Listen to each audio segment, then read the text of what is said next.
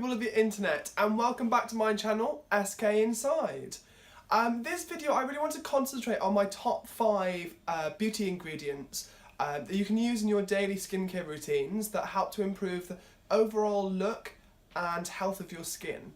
So let's get started, shall we?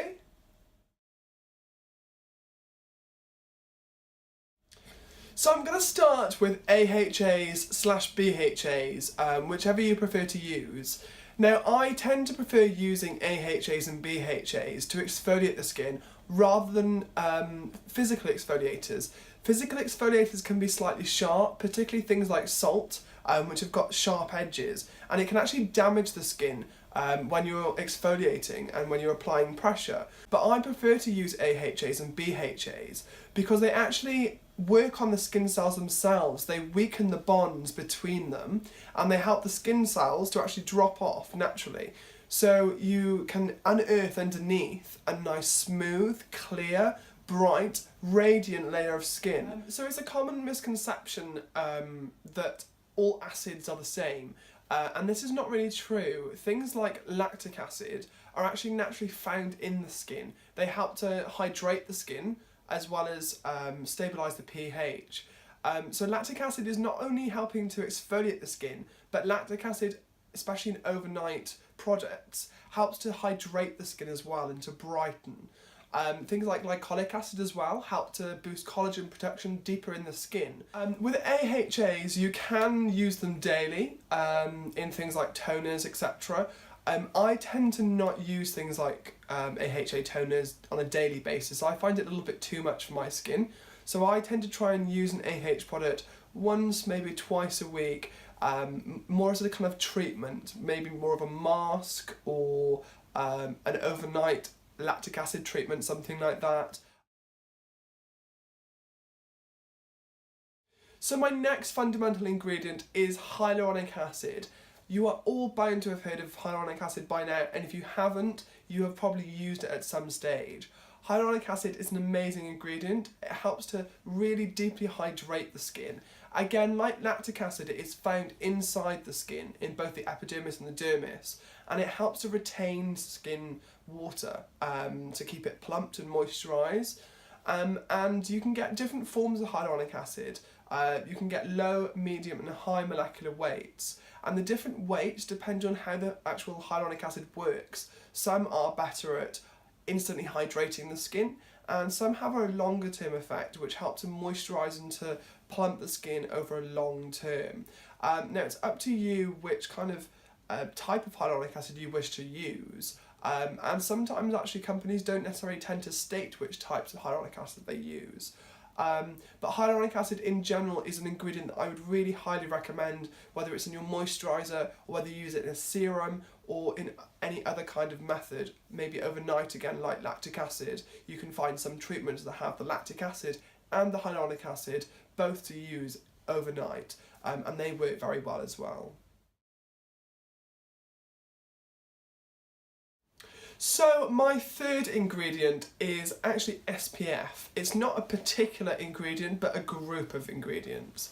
Now SPF for me is kind of a crucial one. The reason we use SPF is to protect obviously against the sun, but also the sun is really quite a key part of aging and the aging process. It causes free radical degradation in the skin, which basically means if you imagine a magnet and you throw it into a pile of nails, that magnet is going to suck all those nails up and stick to it. And that's pretty much what happens with free radicals. They tend to cause havoc in the skin. They rip things apart and they cause lots of damage. They damage DNA. And they really cause degradation of the overall skin health.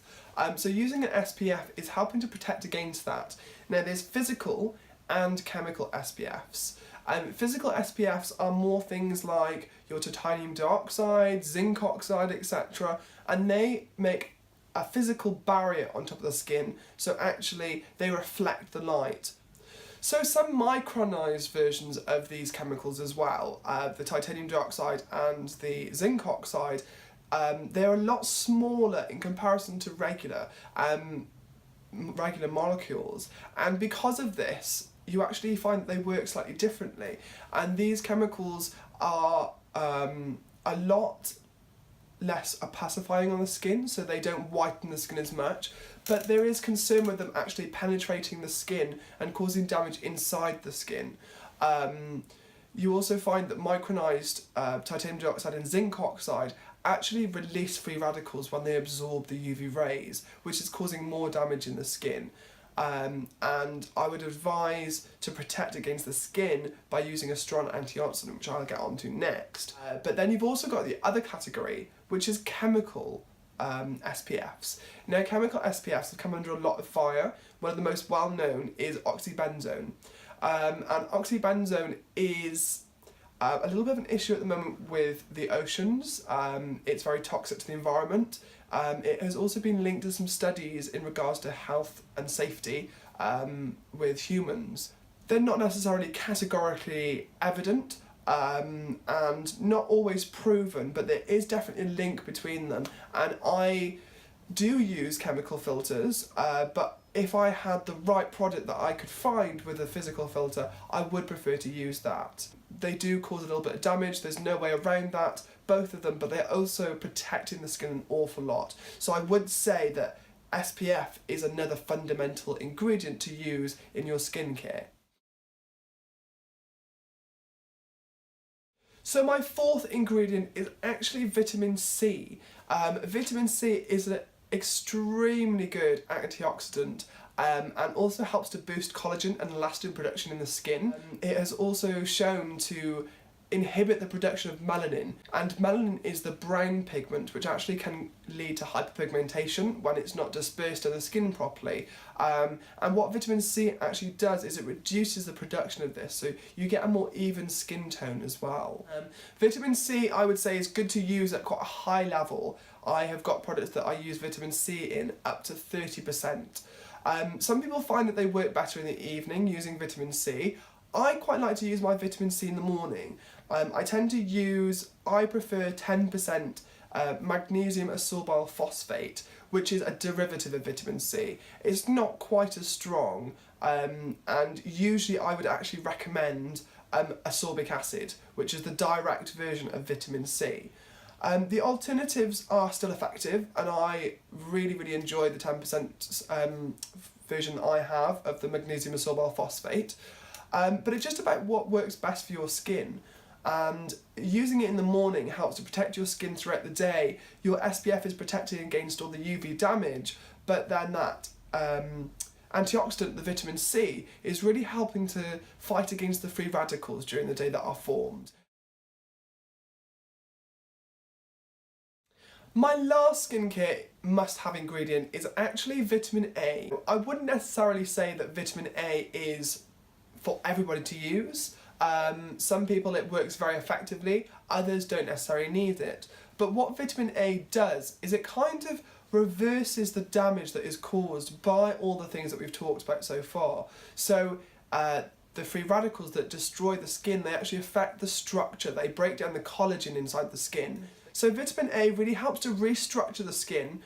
It's also very good with helping with things like acne as well. I've suffered a little bit with acne as I've been growing up, and I've started using retinoic acid, which is actually a prescription strength form, and it's been very effective at helping to smooth the skin, reduce the inflammation. It's been very effective for me. It's helped to actually even out my skin texture as well.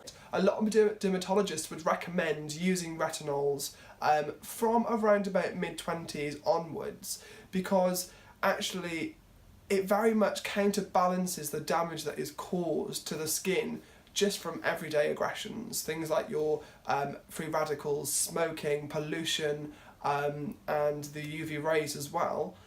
There are different forms of vitamin A. The form that I use is retinoic acid, and retinoic acid is the pure form of vitamin A. That is the form that the skin uses and is the most effective. Its absorption to the skin and can be used directly. Things like retinol have to first be converted into retinoic acid inside the skin. Once it's been absorbed into the skin, it then has to get to the right place, down into the dermis, which is where it all goes on. Once it's in the dermis, it then has to be transformed into retinoic acid, and it can then be used as vitamin A. The same thing with retinol palmitate. Retinol palmitate is a lot less irritating on the skin than retinol or retinoic acid, but retinol palmitate again is not as effective. You also have beta carotene actually as well, which I didn't mention, and beta carotene is basically 2 vitamin A's, retinoic acid, stuck together, and again the skin has to break these apart to use them, and beta carotene is actually widely found in natural products. It is found in carrots, it's found in rosehip oil in high levels, it's also found in apricot kernel oils.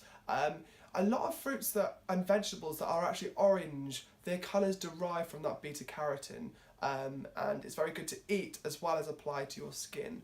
Thanks very much for watching, guys. I've really enjoyed this video. I hope you guys learned a lot from it, and I hope you can take some tips from this and implement it into your own beauty routine and see if you notice any differences. These really are, for me, kind of key ingredients that I could not live without, and I think are the kind of essential ingredients for nearly every person to be using in their skincare products. A lot of these ingredients are not expensive. You can get expensive forms of them from different companies, but like I have mentioned several times already, The Ordinary have some very affordable versions of all of these, in particular the NMF from Ordinary I mentioned in my last video, which contains a hyaluronic acid. So thank you guys very much for watching. I'll see you guys soon. Don't forget to subscribe, like the video, and leave any comments, suggestions, or any questions you have below. And I'll see you guys soon. Bye bye.